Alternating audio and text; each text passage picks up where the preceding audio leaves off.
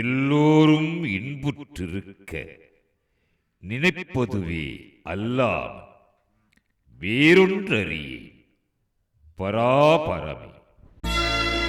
விநாயகனே வெப்பினையை வேறறுக்க வல்லான், விநாயகனே வேட்டை தணிவிப்பான், விநாயகனே விண்ணிற்கும் மண்ணிற்கும் நாதனுமாம், தன்மையினால் கண்ணீர் பணிவில் கனிந்து.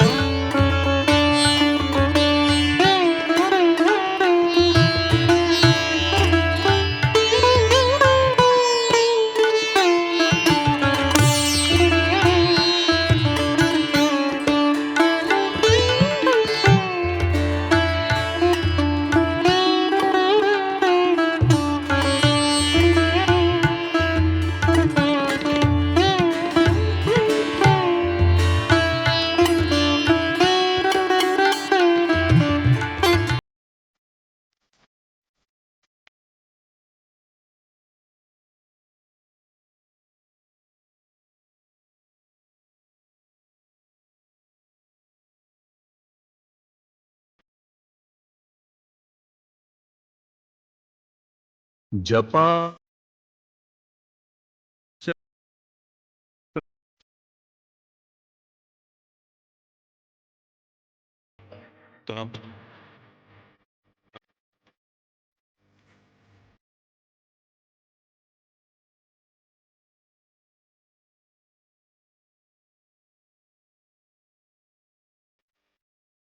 ॐ अश्वध्वजाय विद्महे पाशहस्ताय धीमहि तन्नो सूर्यः प्रचोदयात्।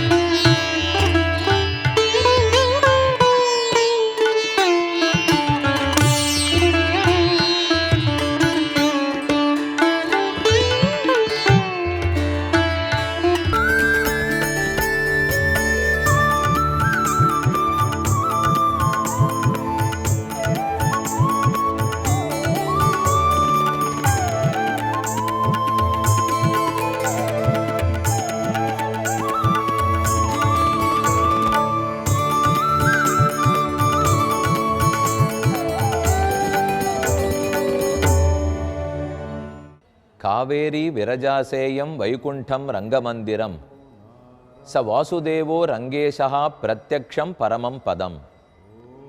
ஸ்ரீரங்கம் பூலோக வைகுண்டமாக கொண்டாடப்படுகிறது.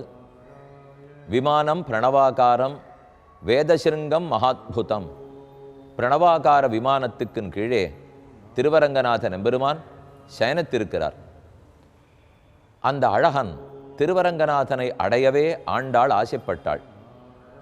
என்னரங்க தின்னமுதர், குழலழகர், கண்ணழகர், வாயழகர், கொப்பூழில் எழுகமல பூவழகர், என்னரங்க தின்னமுதர் என்று தனக்கே அழகனாய் அரங்கத்து இன்னமுதனாக ஆண்டாள் அரங்கனை ஆசைப்பட்டாள். அவ்வரங்கனுடைய நடையழகு உலகம் முழுக்க பிரசித்தமானது. ராமன் எப்படி நடந்து காட்டுவரோ அந்த ராமனே ஆராதித்த தெய்வம் அரங்கன். அவர் அதே போலத்தான் நடப்பார். அரங்கன் நடந்தால் சிங்கம் போலே தேஜஸ்ஸு கொப்பளிக்கும், புலி போலே கோபம் தெரிக்கும், யானை போலே பெருமிதம் கொப்பளித்து வரும். ஒரு ஏறு நடந்தால் எப்படி இருக்குமோ அதைப்போல் கர்வம் தோற்றும். இப்படி சிங்கம் போல், புலி போல், ஆனை போல், ஒரு உயர்ந்த காளையைப் போல், கடைசியாக தன் ஆஸ்தானத்துக்குள் நுழையும் போது ஒரு சர்ப்பத்தை போல் 5 கதிகள் நம்பெருமாள் புறப்பாடும் போது இன்னைக்கும் உலகம் முழுக்க காண ஆசைப்படுகிறது. அந்த நாள்லேருந்து இந்த நாள் வரைக்கும் ஸ்ரீரங்கம்னு சொன்னாலே நடையழகு என்பார்கள், காஞ்சிபுரம்னு சொன்னாலே கொடையழகு என்பார்கள். எத்தனை ஜான் கொடை சேர்த்து கொண்டு ஒரு வரதராஜ பெருமாள், காஞ்சி தேவப்பெருமாளுடைய பிரம்மோத்சவம், கருட சேவை நடக்கிறதுனால் உலகமே சேவிக்க வர சொல்லியோ. அப்போ ஏது அழகு? கொடை அழகு. கொடைனா குடை அழகு. அதே நம்பெருமாளிடத்தே நடையழகு. அந்த நடையழக ஒரு நாள் சேவிக்காமல் போனால் உயிரோடையே இருக்கக்கூடாதுன்னு நம் ஆச்சாரியர்கள் வாழ்ந்தார்களாம். இன்னைக்கும் ஸ்ரீரங்கத்தில் திருமஞ்சனன்னாலும் அனைவரும் போவார்கள். சேவா காலம்னா போறா, அரையர் சேவைன்னா போவார்கள், புறப்பாடுனா நிச்சயம் போவா. 5:30க்கு புறப்பாடுன்னு போட்டிருந்தா 5:30க்கு தான் புறப்பாடு. 5:25க்கு இறங்கிவிட மாட்டார். 5:35க்கு மேலே ஆஸ்தானத்தில் இருக்க மாட்டார். அப்படி துல்லியமாக நேரத்தோடு புறப்பட்டு வருகிறார். அந்த பெருமான் ஆண்டாளுடைய 22வது போஷரத்தில் ஆண்டாள் கடாட்சிக்க வேணும்னு பிரார்த்திக்க படுக்கையிலிருந்தே கண்களை விழிக்க முற்பட்டார். இந்த போஷரம் 23வது போஷரம். படுக்கையிலிருந்து கடாட்சிக்காதே, படுக்கையிலிருந்து எழுந்திருந்து உன்னிடத்திலிருந்து எங்களிடத்துக்கு வா, வந்து எங்களை குளிர கடாட்சிக்க வேண்டும், நடந்து காட்டுன்னு பிரார்த்திப்பது 23வது போஷரம். 22க்கும் 23க்கும் தொடர் எப்படி? 22இல் கண்களால் குளிர நோக்குவாய், செங்கன் சிறு சிறுதே எம்மேல் விழியாவோ. 22 கண்ணனோ படுக்கையில் இருந்தார் பள்ளிக்கட்டில். அந்த பள்ளிக்கட்டிலிருந்தே பார்க்க ஆரம்பித்தார். அதிலேயே உட்காண்டு கடாட்சிக்க பார்த்தார். இல்லை படுக்கை வார்த்தையாக இருக்கக்கூடாது. ஏன்னா படுக்கையில் பொய் சொல்லலாம், காப்பாற்றிக்கணும், உயிரை காப்பாற்றிக்கணும்னா பொய் சொல்லலாம், படுக்கை அறையிலே பொய் சொல்லலாம், இதை போல ஒரு இடத்துல பொய்யும் சொல்லலாம். அதனால் உன் வார்த்தை படுக்கை அறை வார்த்தையாக இருக்கக்கூடாது. ஒரு அரசன் தன் சிங்காதனத்தில் உட்காண்டு வார்த்தை சொன்னாதான் நம்ப தகுந்தது. அதனால் நீயும் படுக்கையிலேருந்து எழுந்திருந்து சிங்காசனத்தில் வந்து அமர வேண்டும் என் ஆண்டாள் பிரார்த்திக்கிறது. இன்றைய பாசுரம் மாறி மலமுழஞ்சில் மன்னி கிடந்துறங்கும் சீரிய சிங்கம் அறிவுத்து தீவிழித்து வேரி மயிர் பொங்க எப்பாடும் பேருந்துதறி மூறு நிமிர்ந்து முழங்கி புறப்பட்டு போதருமா போலே நீ பூவை பூவண்ணா உன் கோயில் நின்னிங்கனே போந்தருளி கோப்புடைய சீரிய சிங்காதனத்திருந்து யாம் வந்த காரியமாராய்ந்து அருள் என்று பிரார்த்திக்கிற பாசுரம். ஒரு சிங்கம் குகையிலிருந்து புறப்பட்டு எவ்வளவு வீரத்தோட வெளியே வருமோ அதை போல கண்ணா உன்னுடைய பள்ளிக்கட்டிலேருந்து வெளியில் வரணும். மாறி மலமுழஞ்சில் மழை பெய்யும் போது மலை குகைகளிலே ஆண் சிங்கம் பெண் சிங்கத்தோடு அணைந்து கிடக்கும். அதை போலத்தான் கண்ணனும் ருக்மிணி தேவி சத்யபாமையோடு அணைந்து கிடக்கிறார். மாறி மலமுழஞ்சில் மன்னி கிடந்துறங்கும் சீரிய சிங்கம், சிற்றாயர் சிங்கம், சீரிய சிங்கம் அறிவுற்று தூக்கம் முடிஞ்சு போச்சு, மழைக்காலம் முடிந்தது, சிலிர்த்து கொண்டு எழுகிறது. அறிவுத்து தீவிழித்து அது கண்ணை முழிச்ச உடனே நெருப்பு பார்வை பார்க்குமா. தூங்கிட்டு எழுந்தா நம்ம குழந்தைகளுக்கே ஒரு கோபம் வரும் தெரியுமா? பசின்னா ஒரு கோபம் வரும், தூங்கி எழுந்தா ஒரு கோபம் வரும், கொஞ்ச நேரம் கழிச்சு தான் கோபம் அடங்கும். அதை போல இந்த சிங்கத்துக்கும் கோபம். பெருமானே பல சிங்கங்கள், நரசிங்கமாய், ராகவ சிம்மமாய், யாதவ சிம்மமாய் 3 சிம்மங்கள். நரசிங்க பெருமான் எவ்வளவு கோப பார்வை பார்த்தார். ஒரு பிரகலாதனிடத்தில் அபச்சாரப்பட்டுட்டாங்கிறதுக்காக ஹிரண்யகசிவை சுட்டே பொசுக்கி விட்டார். அங்கண் ஞாலமஞ்ச அங்கோள் ஆளறியாய் அவுணன் பொங்கவாகம் வள்ளுகிறால் போழ்ந்த புனிதனுடம் பைங்கணானை கொம்பு கொண்டு பத்திமையால் அடிக்கீழ் செங்கனாளியிட்டிரஞ்சும் சிங்கவேள் குன்னமே. சிங்கவேள் குன்னம்ங்கிறது அகோபில க்ஷேத்திரம். அஹோபிலே காருடசைல மத்தியே கிருபாவசாத் கல்பித சந்நிதானம் லக்ஷ்மியா சமாலிங்கித வாமபாகம் லக்ஷ்மீ நிருசிம்ஹம் சரணம் பிரபத்தியேன்னு ஸ்லோகம். அந்த அஹோபில நரசிம்மனாய், உக்ர நரசிம்மராய், ஜுவாலா நரசிம்மனாய், பாவன நரசிம்மனாய், பார்கவ நரசிம்மராய், குரோடா நரசிம்மராய், மாலோல நரசிம்மனாய், லக்ஷ்மி நரசிம்மனாய், காரஞ்ச நரசிம்மனாய், எத்தனை நரசிம்மர்களா, நவ நரசிம்மர்களா சேவை சாதிக்கிறா.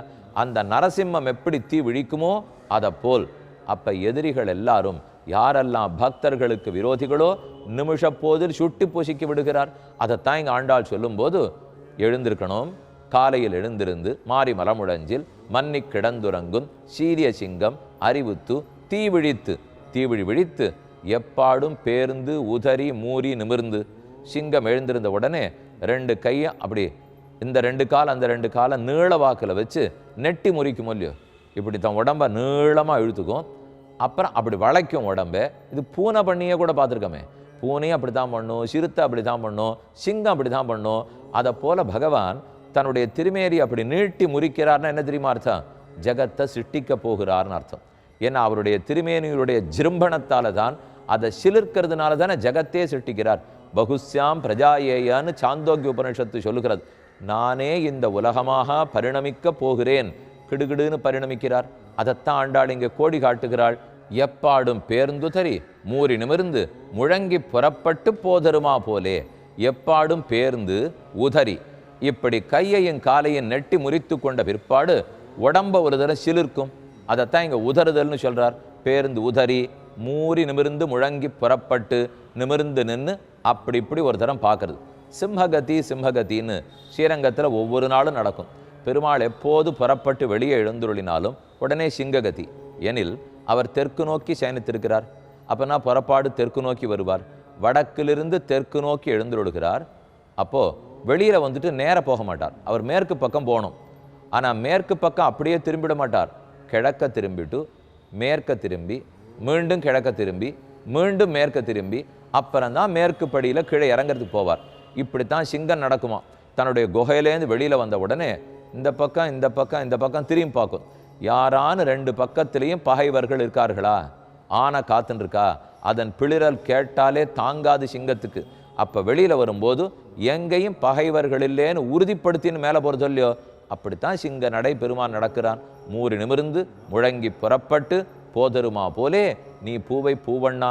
ஒரு பக்கம் சிங்கத்தை போலே அவ்வளவு கம்பீரமாக இருக்கே, அவ்வளவு மிடுக்கோட கோபத்தோடு இருக்கே. இன்னொரு பக்கம் பூவை பூவண்ணா, பூவை விட மென்மையாக இருக்கியே. புஷ்பத்தை போல வர்ணம் படைத்தவர், பூவை போல மென்மையாக இருக்கிறவர். ஒரு பக்கம் சிங்கத்தை போல கடுமை, விரோதிகள் வந்தா கடுமை. இன்னொரு பக்கம் பூவை போல மென்மை, பக்தர்கள் வந்தா மென்மை. இந்த ரெண்டும் கலந்து கட்டித்தான் பெருமாள் போ. கீழே சொல்லியிருந்தேன் நரசிங்க பெருமானை பற்றி. நரசிங்கத்தை தடுத்தது ராகவசிம்ஹம், அப்படின்னா ராமன். ராமனுக்கு கோபமே வராது, ரொம்ப நிதானம். சண்டை போடச்சே கூட நிதானம். தன்னை எத்தனை அடித்தாலும் அவர் கோபம் வரல. ஆனால் ஹனுமானை ராவணன் அடித்தான்னு உடனே கோபத்துக்கு ஆட்பட்டுட்டாரான் ராமன். திருஷ்டுவா பிளவக சார்தூலம் கோபஸ்ய வசமே இவான் என்னே வால்மீகி ராமாயணத்தில் ஸ்லோகம். அப்போ அது ராமனுடைய கோபம். கண்ணனுக்கு கோபம் வந்ததோ, பெருங்கோபம் வந்தது. கண்ணனே பீஷ்மாச்சாரியர் சல்லடக்கண்ணா தொலைச்சார். இப்பவும் திருவல்லிக்கேண பார்சாரதி பெருமாள் முகம் முழுக்க அப்படியே பொழிஞ்சு இருக்கு. ஏனெனில் பீஷ்மர் விட்ட அம்புகள் அத்தனையும் தாங்கி கொண்டார். அதனால தான் முகமெல்லாம் அப்படியே எழுந்துள்ளிருக்கார். பத்தலர்விய கோல் கையில் கொண்டு பார்த்தன் தன் தேர்முன் நின்னானே சித்தவபணியால் முடிதுறந்தானே திருவல்லிக்கேணி கண்டேனேன்னு திருமங்கியாழ்வாருடைய பாசுரம். அது கண்ணன். அந்த கண்ணனுக்கு தன்னை அடிக்கச்சே கோபமே வரல. ஆனால் பீஷ்மர் அர்ஜுனனை அடிக்க ஆரம்பிச்சார் பாருங்க. விட்டே நான் பார்னு சக்கரத்தை கையில் எடுத்துட்டார். பீஷ்மரை கொல்றதுக்கே போயிட்டார். இத்தனைக்கும் ஆயுதம் எடுக்க மாட்டேன் அப்படின்னு பிரதிஜை பண்ணியிருக்கார் கண்ணன். இவன் ஆயுதம் எடுக்க வைப்பேன் அப்படின்னு சூளுரைத்திருக்கார் பீஷ்மர். கடைசியில் அவர் வார்த்தையை சத்தியமாக்கி விட்டார். தம் வார்த்தையை பொய்ப்பித்து கொண்டார். இருந்தாலும் கோபத்தை காட்டினாரோ இல்லையோ. அப்போ நரசிங்கத்துக்கு கோபம், ராகவ சிங்கத்துக்கு கோபம், யாதவ சிம்மத்துக்கு கோபம். இந்த சிங்கங்களுக்கெல்லாம் ஏன் கோபம் வருதுன்னால் தனக்காகவே இல்லையே. தன் பக்தனை யார் எதிர்த்தாலும் அது கண்டு பொங்கி எழுகிறார்கள். இப்போ கடைசியில் நம்ம பார்த்துட்டு இருக்கிறது யாரே? ரங்கேந்திர சிம்ஹம், ஸ்ரீரங்கத்து சிம்ஹம். இப்போ நீங்கள் சேவிச்சுருக்கீங்களே, இந்த விமானம் பிரணவாகார விமானம். எங்கும் கோவில்களே பிரணவாகார விமானமே ஒரு வாகனமாக அழகாக அமைச்சு வச்சுருக்காப்போ விமானம் பிரணவாகாரம், வேதரசிங்கம் மகாத்புதம். மொத்தம் 9 கலசங்களோடு இருக்கும். ஓம்ங்கிற பிரணவத்தின் வடிவத்தில் இருக்கும். ஆ என்னும் எழுத்து பகவானை சொல்லும், மா என்னும் எழுத்து ஜீவனை சொல்லும். அந்த பரமாத்மாவுக்கு இந்த ஜீவாத்மா அற்று தீர்ந்தவன், அவனுக்கு அடிமை, அவனுக்கு தொண்டன் அப்படிங்கிறதான் பிரணவம் சொல்றது. பிரபத்யே பிரணவாகாரம் பாஷ்யம் ரங்கமிவாபரம் பரஸ்ய பிரம்மணோ யத்ர சேஷித்வம் ஸ்புடமீக்ஷதே. அந்த பெருமான் சேஷி, சேஷினா தலைவர், தொண்டுகளை ஏற்றுக்கிறவர். நாம் அத்தனை பேர் சேஷர்கள், நாம தான் தொண்டுகளை செய்ய வேண்டியவா. அந்த சேஷித்துவம் எங்கே பளிச்சுன்னு தெரியறதா? அந்த விமானத்தின் கீழே காயத்ரி மண்டபம். காயத்ரி மண்டபத்தில் பெரிய பெருமாள் சேனிச்சிருக்கார். காட்டவே கண்ட பாதகமலம் நல்லாடை உந்தி தேட்டரு முதரபந்தம் திருமார்பு கண்டம் செவ்வாய் வாட்டமில் கண்கள் மேனி முனியேறி தனிபுகுந்து பாட்டினால் கண்டு வாழும் பாணர்தாள் பரவினோமே. இதுதான் பெரிய பெருமாளுடைய திருமேனி. அவர் எழுந்து நடந்து வந்தால்தான் சிங்கன் நடக்கிறாப்புல இருக்கு, ஆனை நடக்கிறாப்புலே, புலி நடக்கிறாப்போலே. இதுவே பெருமானின் அனுபவம். நீ அதனால படுத்துன்னு இருக்கிற இடத்துலேருந்து கட்டாட்சிக்க கூடாது, எழுந்துரு. முதல்ல படுக்கையில் உட்காருவே இல்லையா, அமர்ந்த திருக்கோலத்தை சேவிச்சிருவோம். நடக்கிறதுக்காக எழுந்திருப்பே, அப்போ நின்ன திருக்கோலத்தை சேவிச்சிருவோம். நடந்து காட்டுவாய், அப்போ நடந்த திருக்கோலத்தையும் சேவிச்சிடுவோம். நடந்த திருவடிகளுக்கு பல்லாண்டு பாடுவோம் என்ன ஆண்டாள் ஆசைப்படுகிறாள். கடாட்சத்தை பிரார்த்தித்தது நேற்றைய பாசுரம். சரின்னு கண்ணன் ஆண்டாளுடைய வேண்டுகோளுக்கு இணங்க நடந்து காட்டியது இன்றைய பாசுரம். நம் ஒத்தொத்தருக்காகவும் ராமனாக அயோத்தியிலேருந்து தெற்க திருப்புல்லாணி ராமேஸ்வரம் வரை நடந்தார், லங்கைக்கும் சென்றார். அந்த நடந்த திருவடிகள் நொந்து போகாமல் எப்போதும் வாழி வாழி வாழி. ரங்கேந்திர சிம்மத்தின் திருவடி, ராகவ சிம்மத்தின் திருவடி, யாதவ சிம்மமான கண்ணனின் திருவடி, நரசிங்கன திருவடி, இந்த சிங்கங்கள் அத்தனையும் நம்மை எப்போதும் ரட்சிக்கட்டும் என்று இந்த நன்னாளில் வேண்டிக் கொள்வோம். இனி அடுத்த பாசுரத்துக்கு காத்திருப்போம். ஒரு அறிவிப்பு. ஜனவரி மாதம் 8, 9 ஆகிய தேதிகளில் செஞ்சிக்கு அருகில் இருக்கும் சேத்துப்பட்டு கிராமத்தில் அடியனுடைய உபன்யாசம். இடம் பத்மாவதி ரங்கசுவாமி திருமண மண்டபம். மாலை 6:30 மணி. தலைப்பு 108 திவ்யதேச மகாத்மியம். செஞ்சி மற்றும் சேத்துப்பட்டு சுற்றுப்புறத்தில் இருக்கும் பக்தர்கள் கலந்து கொள்ள வேண்டுகிறேன்.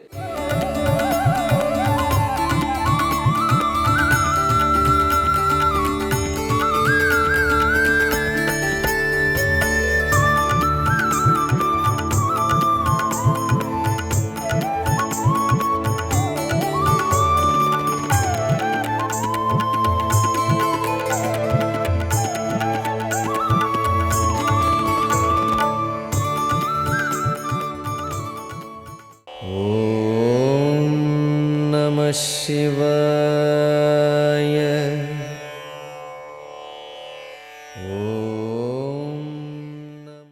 அன்பான ஜெயா டிவி நேயர்களுக்கு இனிய காலை வணக்கம். மாணிக்கவாசகர் அருளிய திருப்பள்ளி எழுச்சி 3வது பாடல். நாளை காலை நாம் எழுந்து இந்த பணிகளை எல்லாம் செய்ய வேண்டும், இவற்றுக்கு முன்னுரிமை தர வேண்டும் என்று முடிவு செய்து கொண்டு சங்கல்பம் செய்து கொண்டு இரவு உறங்கப் போகின்றோம். அதிகாலை புலர்ந்து விட்டது என்பதை எவ்வாறு உணர்வோம்? தற்கால மனிதனிடம் கடிகாரம் இருக்கின்றது, அதை வைத்து நேரத்தை கணக்கிடுகின்றோம்.